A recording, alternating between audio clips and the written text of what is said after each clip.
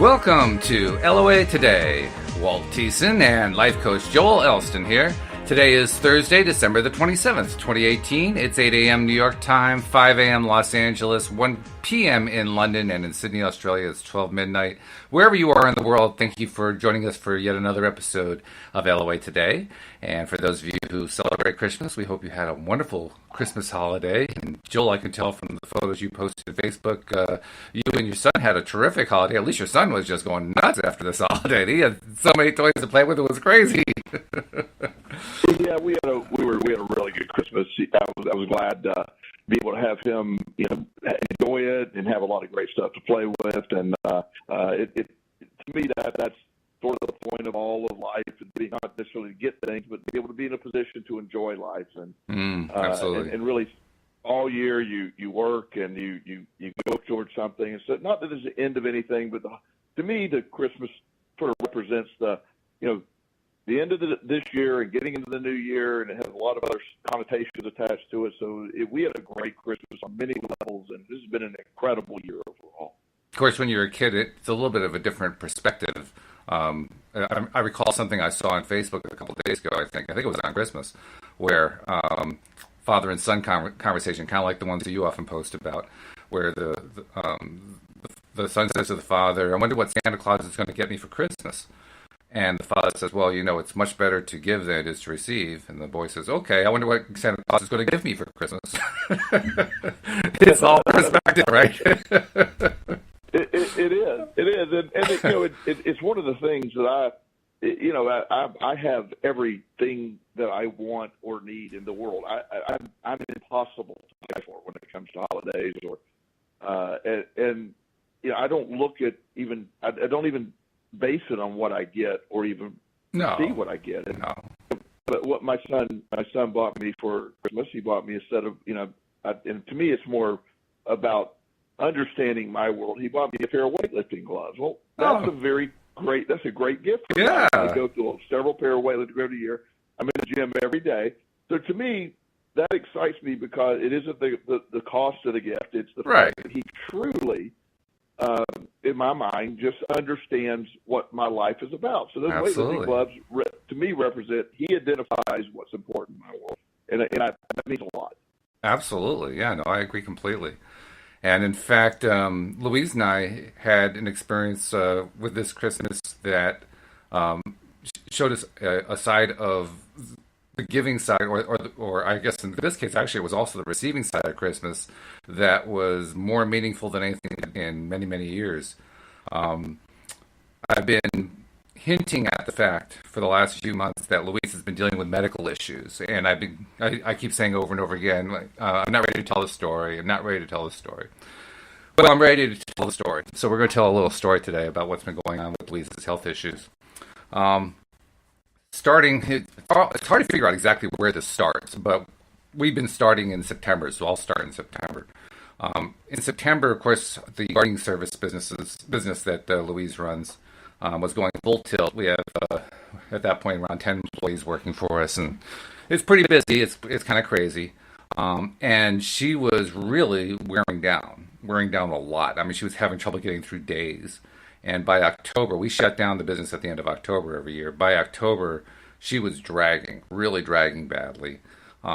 Literally, we practically crashed into the end of the season. She was having such a hard time. But we figured, well, it's the end of the season, so she can rest and recuperate and feel better. And so that was the plan we went with. And first week after we closed the business down for the year, she just slept the entire time. She didn't have energy to do anything. Second week, she pretty much just slept all the time. Even when she was awake, she couldn't do anything. By the third week, she was actually getting worse, which was really kind of scaring us, to say the least. And because she was getting worse, and we don't tend to do a lot of work with doctors, but that's the time where, you have to go see a doctor. You have to find out what's going on.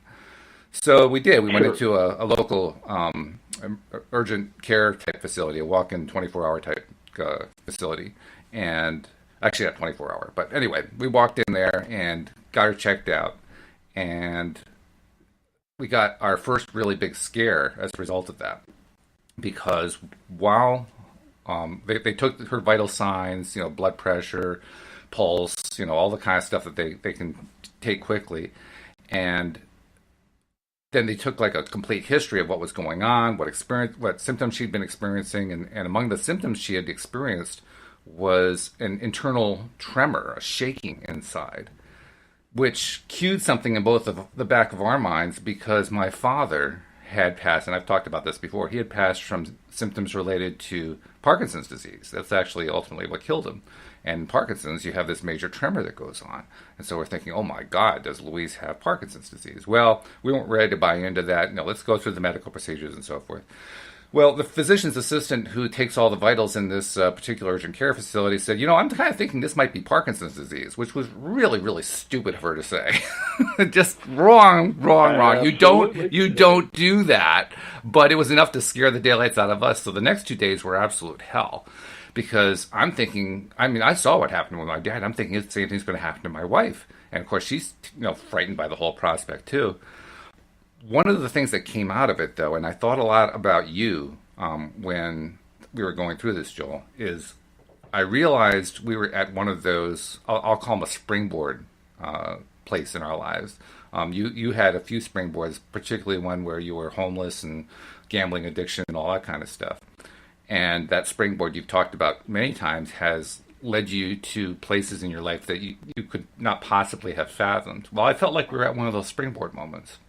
And I decided, and I think my wife decided independently, there was no way we were going to let this be Parkinson's. There was no way we were going to let this be a debilitating disease. We were going to be healthy.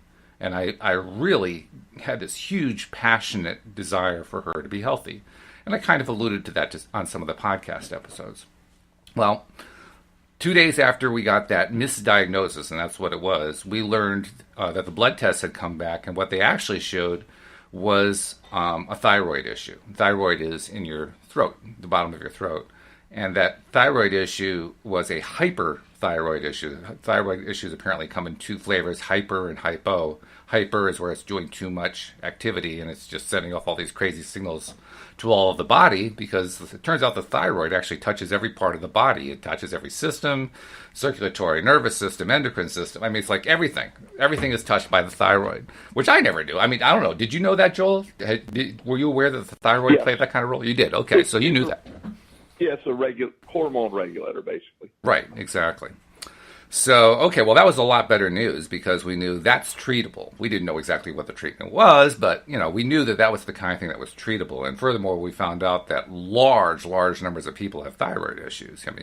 I talked to one nurse over the last couple of weeks or so who said she didn't know the exact statistics, but her guess is maybe 1 out of 5 people has a thyroid issue, whether or not they're aware of it. And I'm thinking, oh my God, that's huge. That's epidemic. So, again, something that they know how to treat. That made me feel better. That made Louise feel better, a little bit better anyway. So they got her started on some basic medications. And what they do is they medicate you for something to help reduce the activity of the thyroid. And they also put her on our medication to reduce her pulse rate, because her pulse rate was pretty high.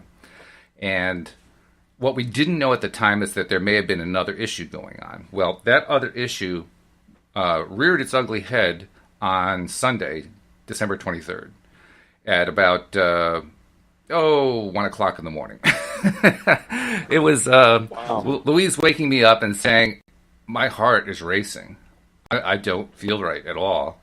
And so I tried to help her calm down. She couldn't calm down. So we called the emergency medical services.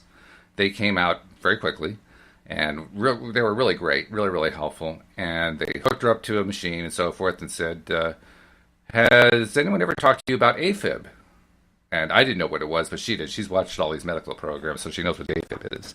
AFib stands for atrial fibrillation, and it's a heartbeat that is out of rhythm. It's not a proper heartbeat. Like with a proper heartbeat, they call that sinus rhythm, as you know, Joel.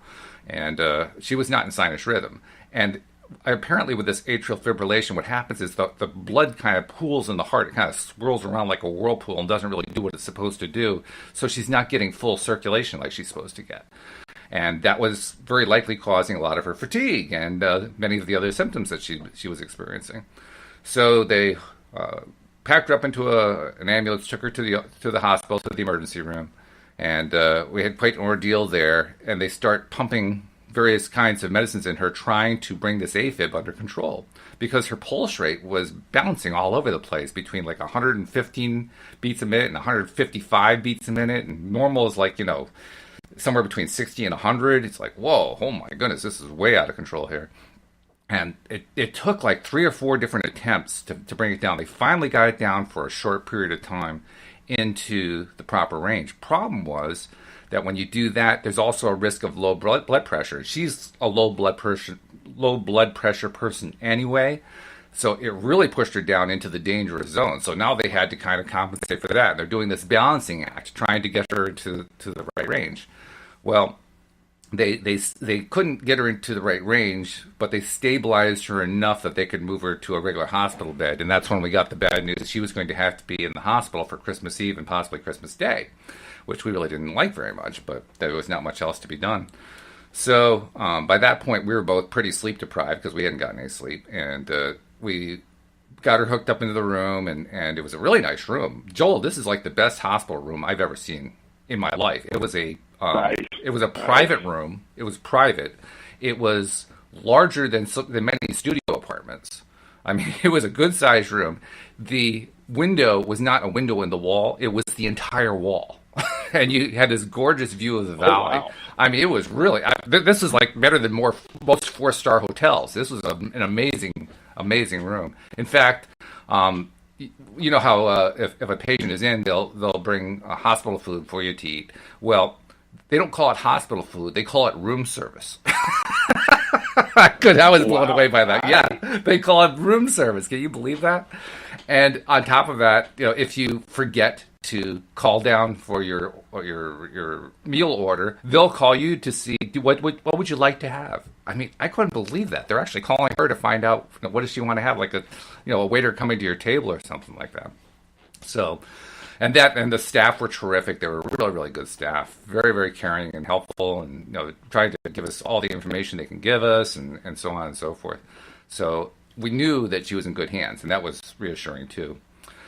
Well, the big problem, of course, was she had this arrhythmia still going on, and it had to be dealt with. So they were trying they were trying different medications, and they were playing with it and so forth, trying to experiment to see what would work for her. Because it was always just a question of balancing out her hormone system in a way that her body could function normally. We had been both awake for about 36 hours. We were both tired. She couldn't go to sleep because her heartbeat was so high, but she was at least resting, so to speak. And I was practically dead to the world, so I had to go home to go to sleep. So I went home, and about 2 hours after I left, it was 10:30 on Christmas Eve, 10:30 at night, and the nurses. I don't know if what it is in all countries. In our country, they actually have it set up so there's like a little unit about this big that connects in to leads that are plugged into various parts of your body, and they can measure everything via computer, and they can see everything on a computer readout in the nurses' station.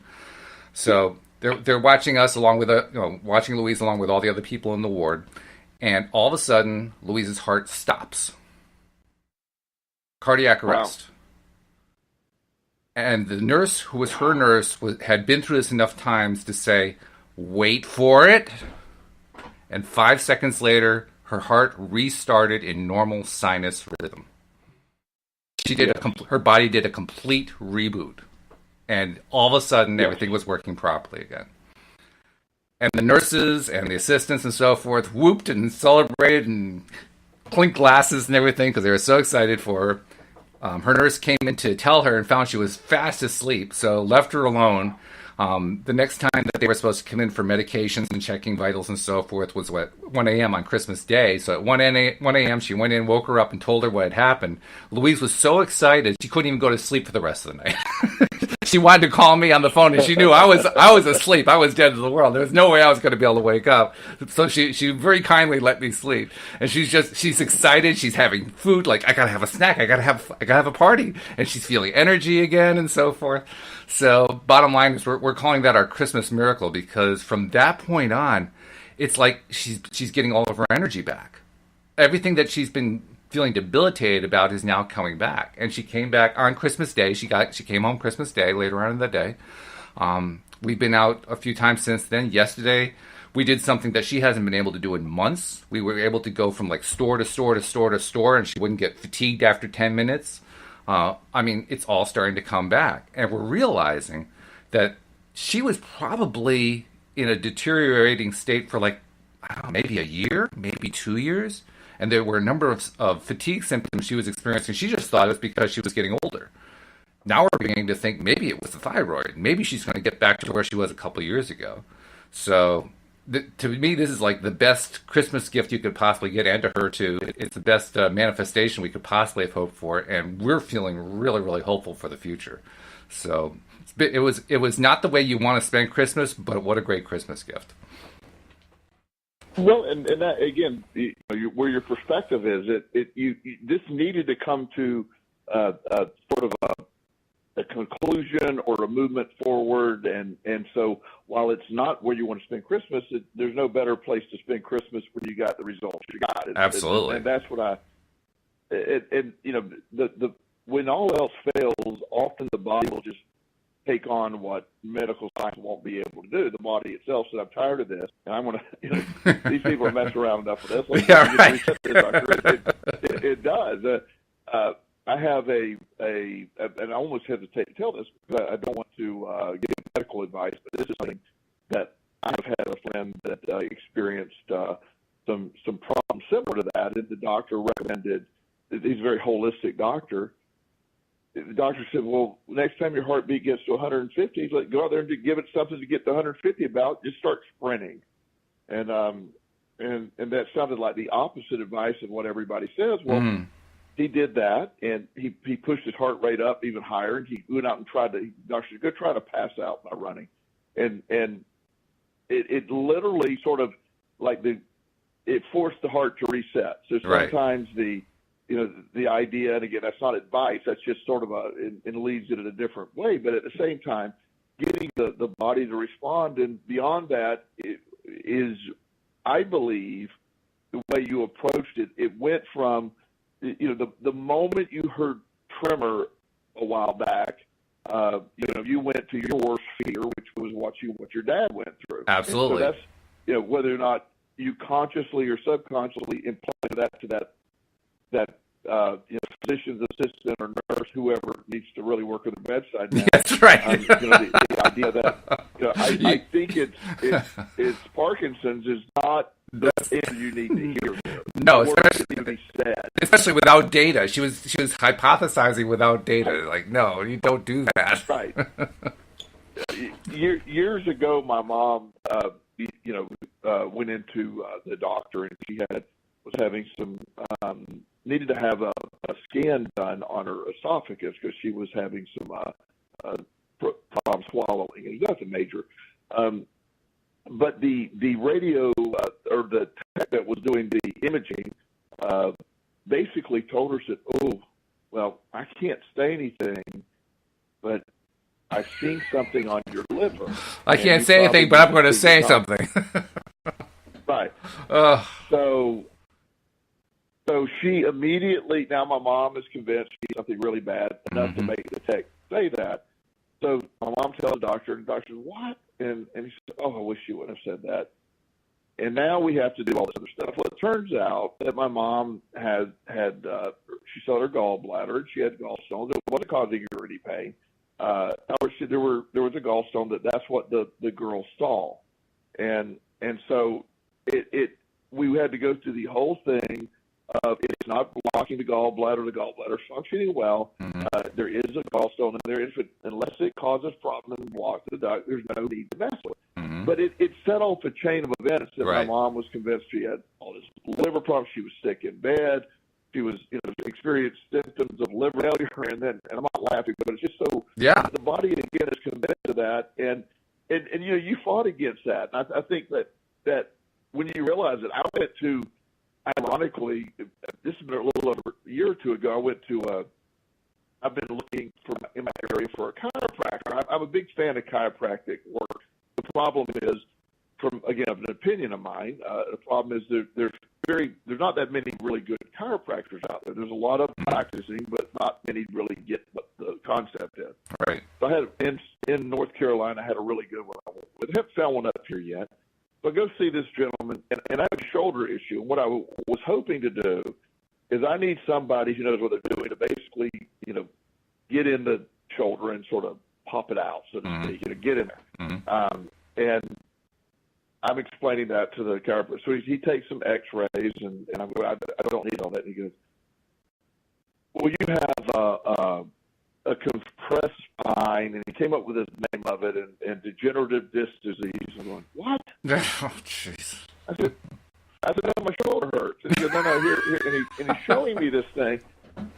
And I go, I'm in the gym every day. I can deadlift 500 pounds. Yeah.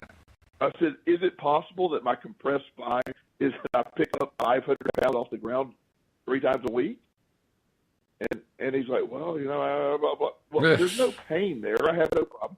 I'm sure there's some abnormalities because I'm 50, almost 57 years old, lifting weights like I lift, but there's no problem there.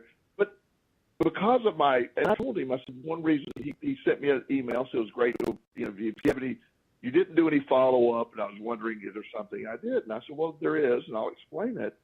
I said, I told you in the beginning I'm a practitioner of the law of attraction. I believe in that. And to use the word that I have degenerative disc disease, when I came in there with it, I said, it's baffling that you would say that. And he said, I never really thought about it that way. And he said, but I've been taught to diagnose. And I go, you've been taught to give somebody a reason their back hurts to keep them coming back for 15 visits. That's Whoa, very good. Very good.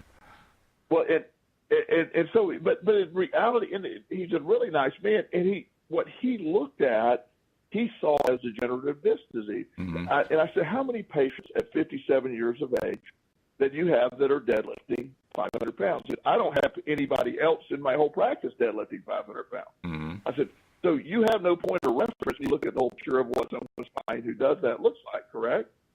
But yeah. I said, so see, you cause more damage. Like when that's planted in there, it causes more damage. And I'm just celebrating because I know how much of I didn't know the details, but you told me a good portion of this before. Right.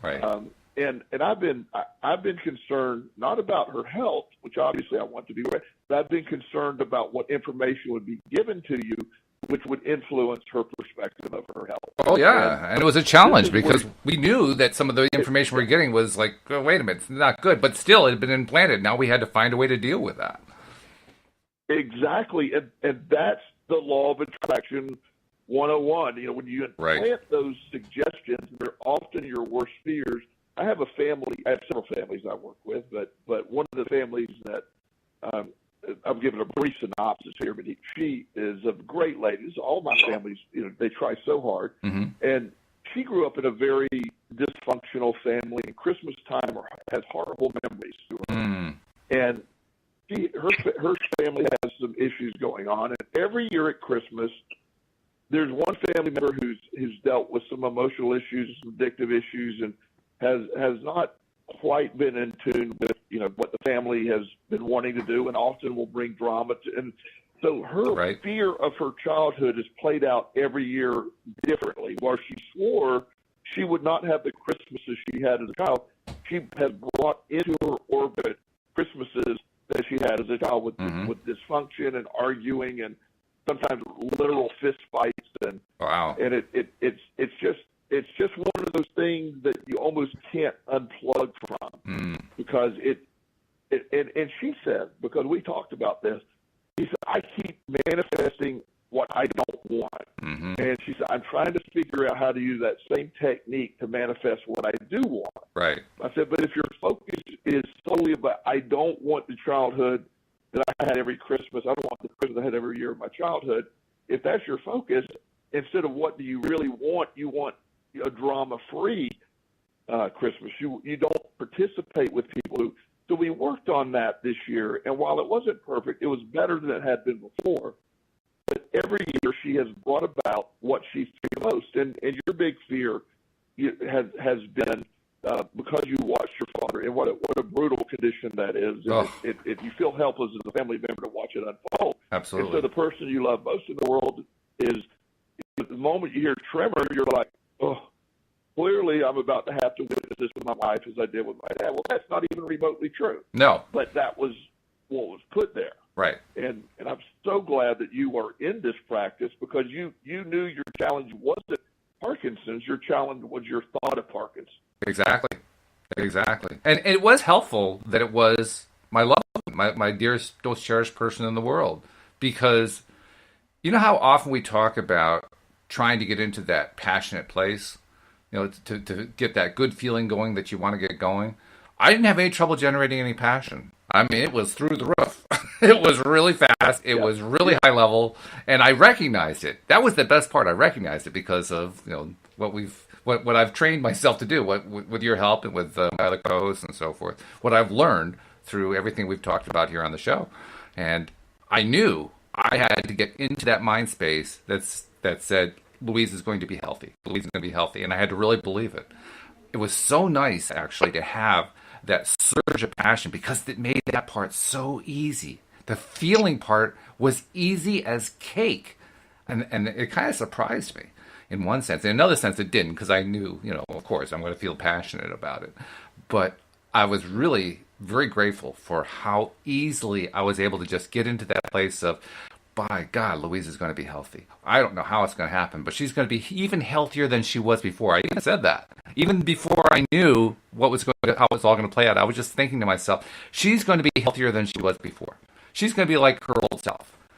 And I just kept playing that memory in my mind. One of the ways that I did that is we took a trip to Seattle about 14, 15 years ago, something like that. And we have some photos of it that's in a little board, little display frame on the wall.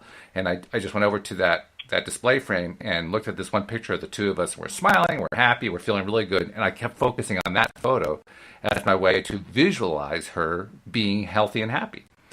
And I just stuck with it and stuck with it. I didn't have a whole lot of time, but I think it was maybe, 10, 15 minutes, something like that. And then periodically throughout the day, 10 seconds here, 15 seconds there, that kind of thing.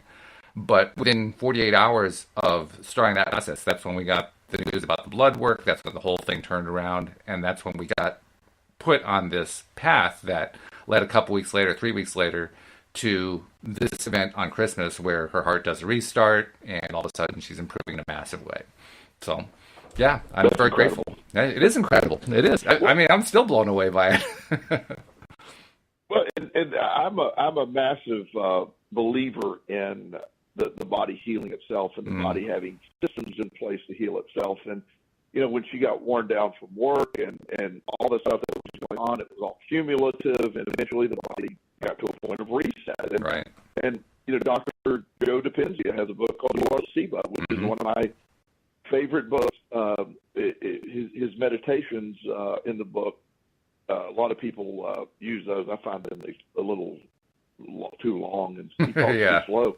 But overall, the concept of what he's talking about is we do heal ourselves. We have that ability. There is not a chemical made by any pharmacological company or anybody that makes any medicine that is not already being made or capable of being made in your body.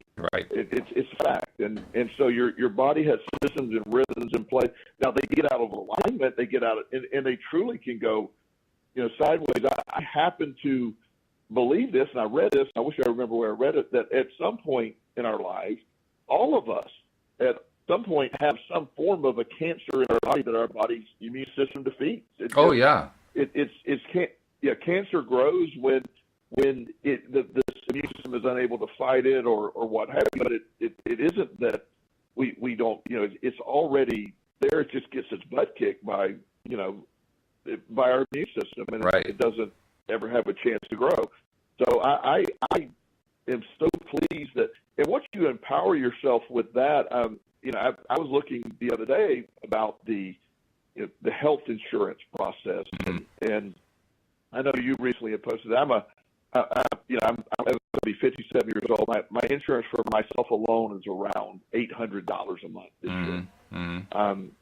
And in the last 3 years, the entire amount of money that I spent on medical-related issues is $5. And that's in the last 3 years. And the $5 was a copay for eye drops for bad conjunctivitis in my eye. And so all my friends are doctors, so I got a script for a cheap eye drop, and I pay $5 out of pocket. So my insurance company paid the difference between it was $5 and the cost of the eye drop, which I think was $7 for them.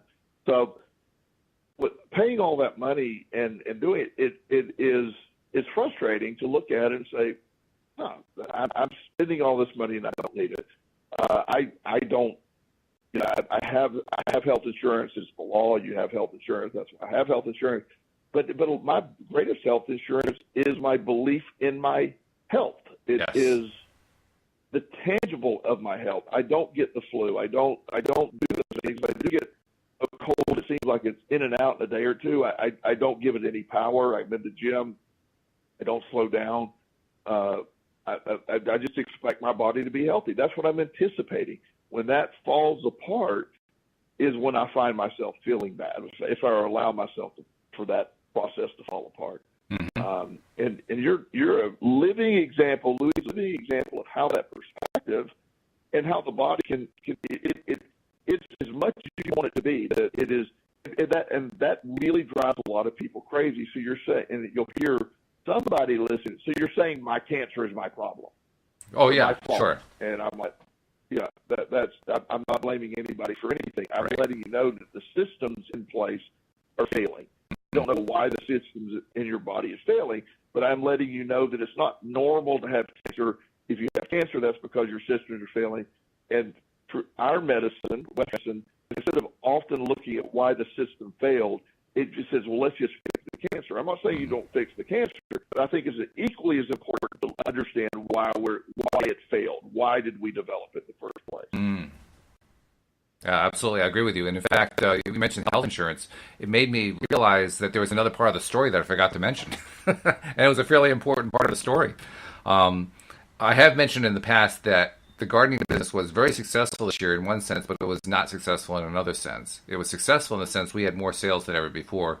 It was not successful in the sense that despite all those sales, Louise was so overwhelmed with what was going on, part of it for physical reasons, that we had to have our staff members do a lot of the management and pay them as managers, which is on a non-billable rate. The bottom line was we made very little money in terms of profit on a year where we had massive amounts of sales. So we actually had less income this year than we had last year, even though the sales were higher, which is not a good combination. It really is very, very stressful when you go through something like that. Well, once again, the universe had our back in a way that we didn't expect. Because as it turns out, our income this year was so low that we couldn't qualify for the insurance that we had this past year without paying a massive increase in premiums that we couldn't afford. But we did qualify for a special Connecticut-only program called Husky D that essentially covers all of our insurance needs out of pocket. I mean out of the state's pocket, not out of our pocket. So, and literally, I had signed up for this new package, literally signed up for it the same week we went into the urgent care facility the first time. So we went from a situation where we would have been paying something like $6,000 to $8,000 a year out of pocket for this kind of service to paying nothing out of pocket. I'm blown away. Incredible. I am just plain blown away how the whole thing timed perfectly. Perfectly. I mean, talk about the universe having your back. Oh, my God. On all sides. Yeah. And that is very important. Your storytelling needs to improve because that is really important. Yeah. I don't even know why I forgot that part, but because I had planned actually to tell that part of the story early on. It's like, where did that go? It just disappeared in my mind. That is awesome, and it's a very relevant piece. But if we look at that using the review mirror model, it is very clear that this all happened as it should have happened. I mean, it happened in order even. Now, we're in the middle of that, and you're looking through the front view of the windshield. It's hard to see it. It looks like a lot of stuff. It's impossible to see. You can't see it at all. But but you look at the rear view mirror and go, well, that worked out amazingly well. Yes. On all levels. Exactly. And that's the exciting piece. As the new year, that's one of the things that I've learned over the years that just has helped me so much. When I look back through everything, I'm like, oh yeah, everything happened in perfect synchronization. It was like, wow, it's like it flowed like a symphony. Right. And then when I look at it from when it's coming at me, I'm like, oh God, it looks like chaos. Mm-hmm. It all unfolds. Everything that happened puts you to that next. It just all fell together perfectly. Yeah. It seemed like it was falling apart, but it fell together perfectly. Crazy. And I'm grateful that you're able to. And once you understand that, and then you quit looking at the oncoming stuff as so chaotic and just sort of laugh at it, realize I'll also go, I have no idea how this is going to work out, but I know it will. Mm. And I don't get caught up in how it's going to work out. It's funny. Not. It's funny you should mention that because there was a part of me that was thinking that way, like this is all going to work out. And simultaneously, there's the other part of me that's saying, oh my God, this is all falling apart. I was experiencing both at the same time. Now, that's actually an improvement because I can recall back a few years ago when we had our first really, really crazy story happen. That's when we moved from Virginia to Connecticut. And while in the middle of it, I mean, it was totally chaotic. And after it was all over, we were practically catching our breath like after riding a roller coaster or something like, oh God, I hope I'd never have to go through anything like that again. But during that period of time, and including in that grand finale when everything worked out, I had no sense that it was all going to work out. I just had, please let it work out. That was the best I could get to. I had no belief that it was actually going to get there. Now I'm experiencing the belief, but I still have some of the detritus of the doubt, right? And I have a feeling where I'm going to is I'm going to, the next time something like this, hopefully nothing this dramatic happens, but the next time something happens, I'm hoping that means at that point I'm going to feel like, oh, this is all going to work out with none of the other fears attached. That's what I'm hoping it's going to. Well, when you get to that place where you're so confident in the law of attraction, how it's working, and it almost bothers other people yes. that you comment. Yes. Well, you get that already. I get it already. Yeah. Well, I do too. Yeah, but I have people's unique views of. Well, Joel, you obviously aren't looking at this in the way that You should be more upset about this. What's wrong with you? Right. Yeah. When you really have a life where you know everything is going to work out. This last year has been, an incredible year for me on all levels, and financially it's been one of my better years, if not my best year ever. I won't know. It is my best year ever, so I don't need to see the final total to understand that because I know where I'm at mentally and how I feel. So I once you get past all that worry, what I find it interesting, the things that I worried about 10 years ago, they don't even move the radar anymore. It doesn't even move the needle. Affect anything. Yeah. Yeah, exactly. Move the needle is a better one. But I have that belief that's how my life rolls. That is how things go. And once I understand that, then the front view windshield doesn't look near as daunting. And when people tell me, well, here's what I'm going through, and I don't want to act like I don't care or don't have empathy, but I'm like, oh, thank God that happened to you because it's going to make you change things. Isn't that an interesting statement, too? Because what you described, especially the end, you described perfectly. Like, oh, my God, this thing that's happening to you. You have developed this perspective, a perspective that helps you to understand that everything's going to work all right, and the reaction that people have is, oh, my God, this is a bad thing. Isn't that interesting?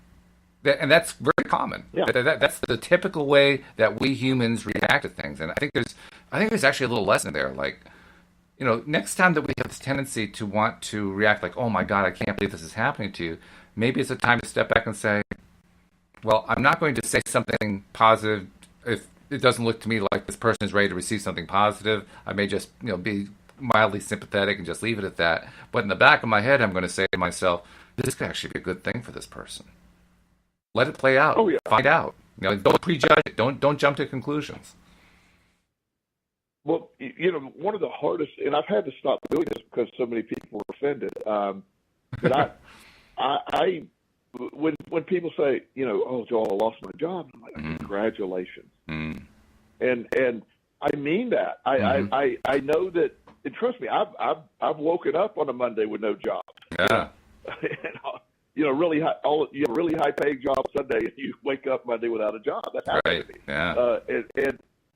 But I was in the middle of the law of attraction process, and I just laughed at it. It just was like, okay, it turned out to be far easier than I even thought. And I just wasn't worried about it, but it even became far easier than I realized. And so when everybody I know that is successful or wildly successful or whatever term you want to use had some twist happen where everything fell apart and they had to respond. Very few things are created on a very simple path. Right. One of my favorite things is there's a picture of Jeff, was it Bezos, the Amazon guy? Right. There's a picture of him on a little desk in a garage, and he has a dot matrix printer that's Amazon Incorporated, and it was on his wall. He was trying to develop a platform to sell books on. Wow. That's what he was trying to do, day one. And there's a story that goes with that. He has multiple great stories attached to this. Sure.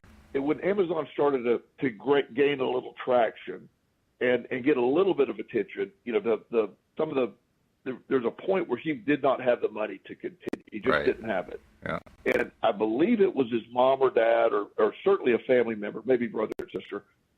They took out mortgages on their house. Wow. For $200,000. Oh my God, yeah. To float him the money to go. Talk about taking a belief in that. No kidding. And they were rewarded with 10,000 shares of Amazon stock. Oh geez, yeah. Which had no value at the time. Right.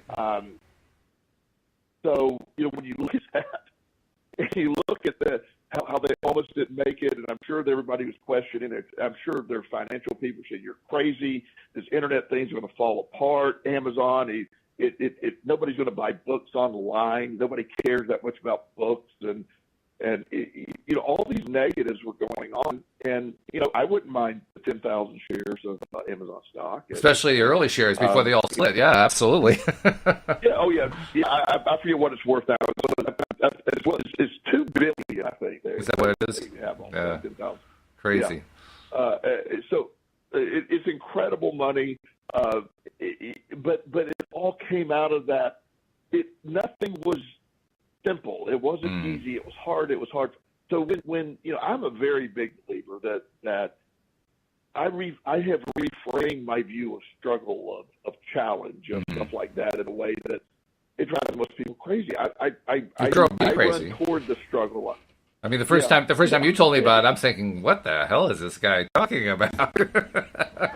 Yeah. I see value. I value the struggle. Everything that I've had to get in my life, I struggled to get. I fought for it. And I represent struggle as an incredible opportunity. I help people when you view your struggle as like Monday mornings. I love Monday morning. I get up, I go, I do. And most of all, I dread Monday. I'm all about that. I'm excited about the new year. All of this stuff that comes along has come from me reframing things. I have this visualization of one of the little placards I have on my office walls: keep your foot on the gas.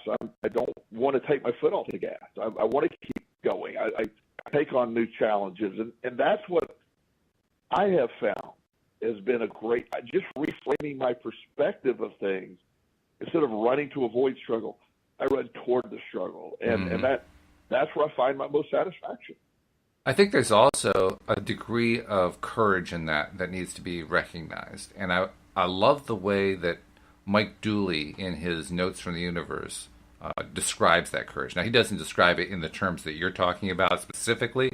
He describes it more generally, but he talks about how people on the other side, non-physical beings, are absolutely blown away by the fact that we're willing to dive into this contrast of the physical world and come what may, just live with it and enjoy it and get the most out of it and live it to the hilt and all that kind of thing.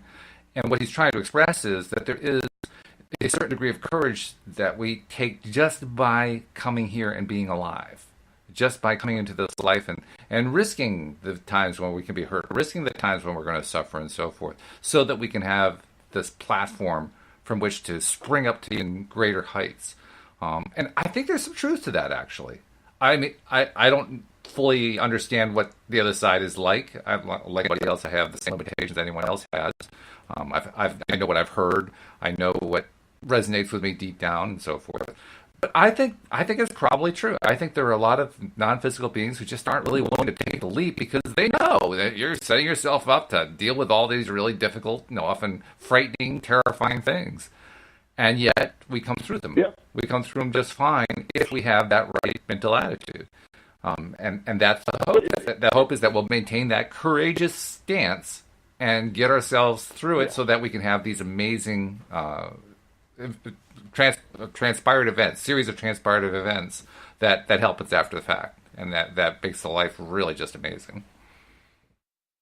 Well, and that's to me, it is one of the statements that I'll often post, and it really hit home. I often heard, the journey is equally as important as the destination, and I've also bought into that. I've even taken it further. I believe that the journey is the destination. I think the journey is the point. I don't think I have any place I'm going. I think it's the journey that matters, and that's exciting to me. I think I'm here on this planet for a journey, a mission, and I wasn't given the instruction. I think it's like, in a sense, a big game. You're placed here, and you don't have an instruction manual, and you got to figure it out. And that's the exciting piece for me.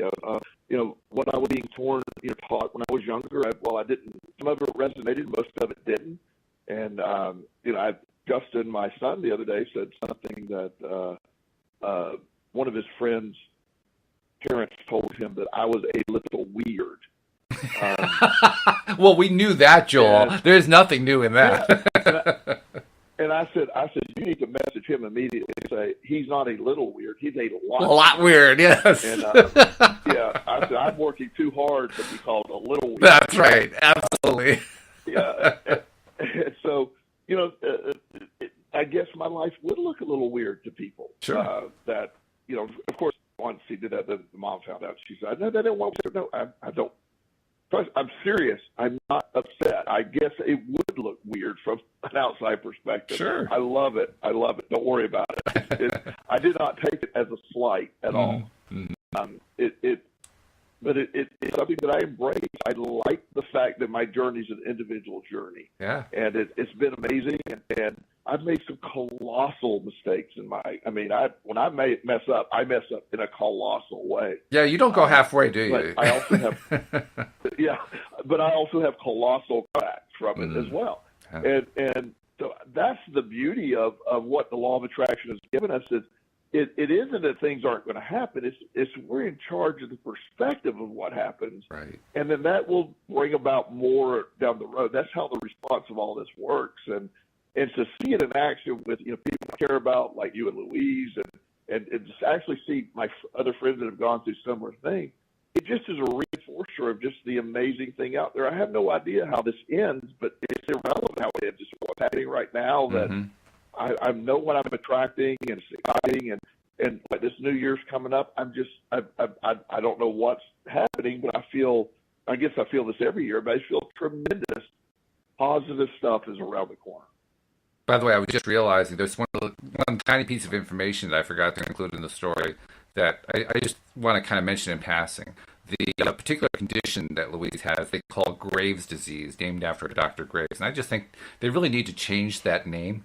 I mean, this is not a good name to give to a disease. This is a name that terrifies you just hearing the name. They need a different name besides Graves' disease. Just thought I'd mention that.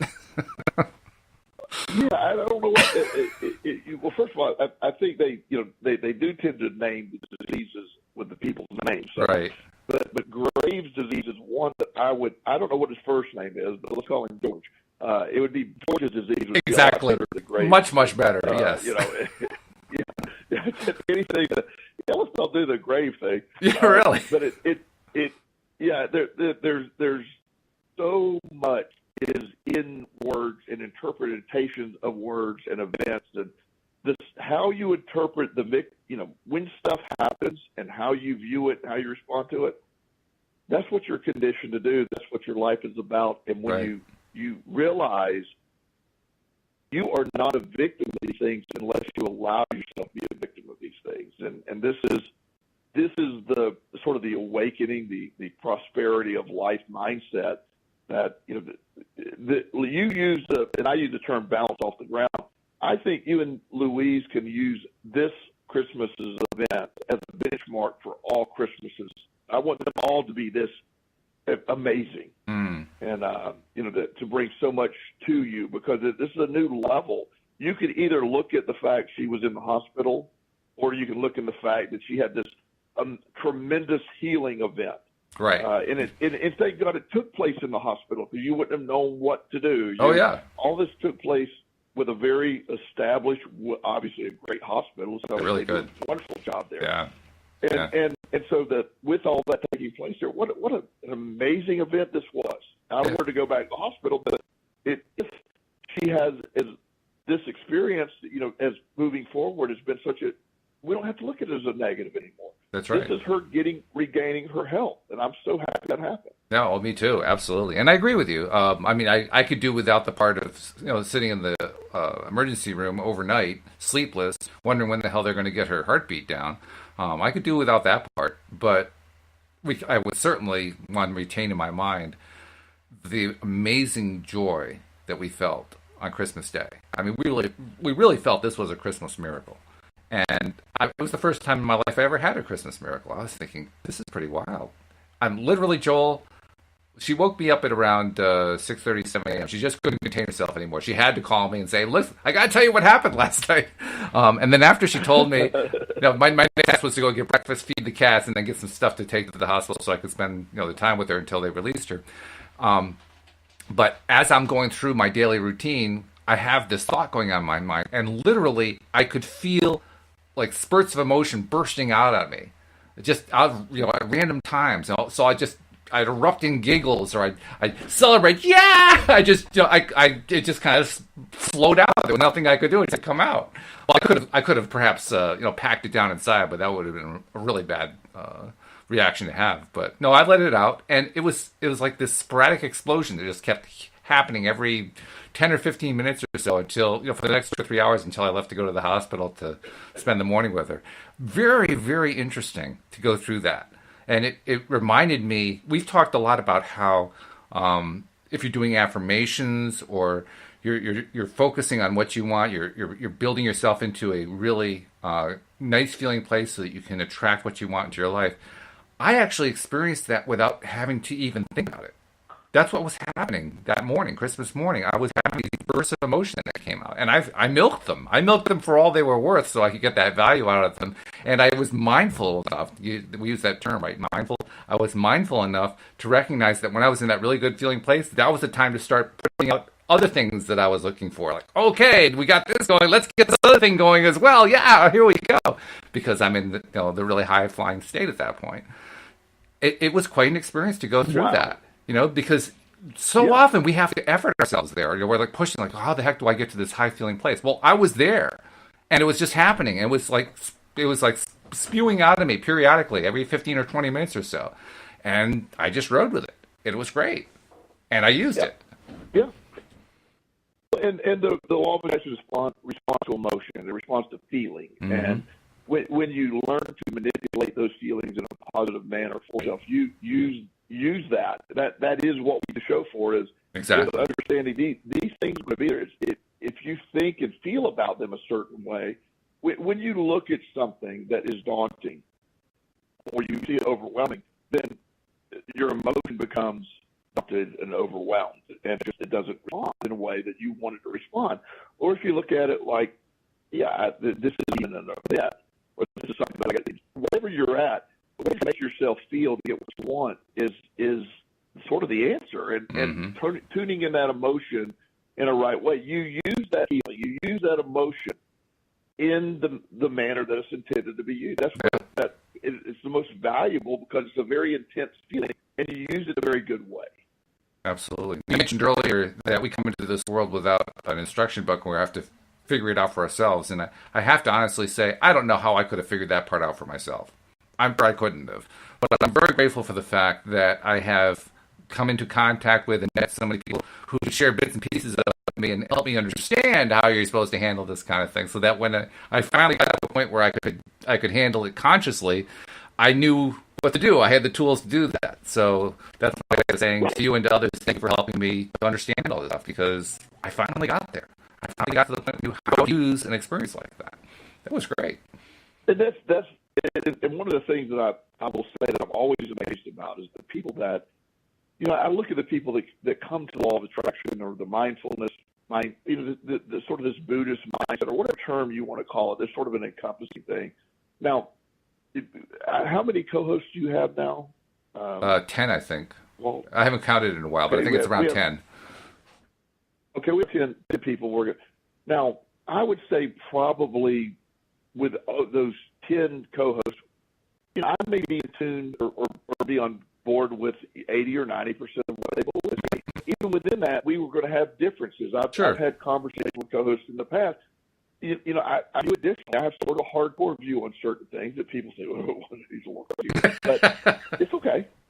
It's okay. I don't need to see it the same way. But the core piece of it, we all agree on. Yeah. And it's like Mike Dooley has one version of it, then you have some of the other guys have a little different version. But at the end of the day, we get to that same place, and that's what matters. Right.